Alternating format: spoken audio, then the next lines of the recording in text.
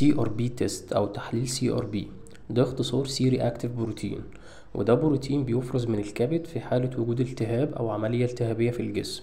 يعني الطبيعي انه مش بيظهر كتير في الدم الا في حالة وجود التهاب او عدوى او مرض مناعي مزمن. طب ايه اهميته؟ رقم واحد، تشخيص حالات العدوى والالتهاب زي النيمونيا التهاب الرئوي، او اليو تي اي التهاب المسالك البولية، كرون ديزيز وده مرض التهابي بيصيب الجهاز الهضمي. رقم اتنين، متابعة الأمراض المناعية زي الذئبة والروماتويد. رقم تلاتة، العمليات الجراحية والخراج والجروح.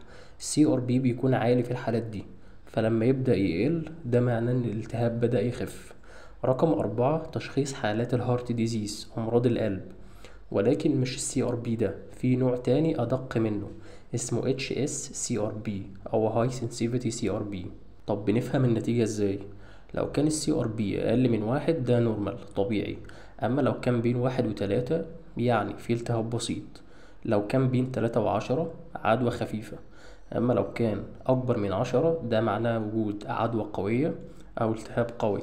ولكن سهلها على نفسك وقول إن لو السي ار بي أقل من عشرة no risk or low risk، أما لو كان أكبر من عشرة ده معناه هاي ريسك ولازم نتابع.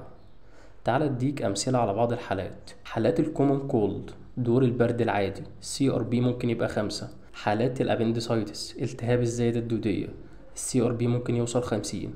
حالات السبسز تسمم الدم السي ار بي ممكن يوصل 150 و200 وأكتر كمان.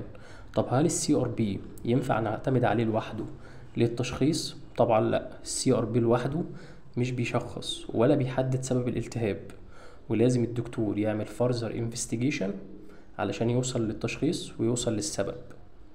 وبس كده، لو استفدت من معلومة النهاردة ادينا فولو. سلام.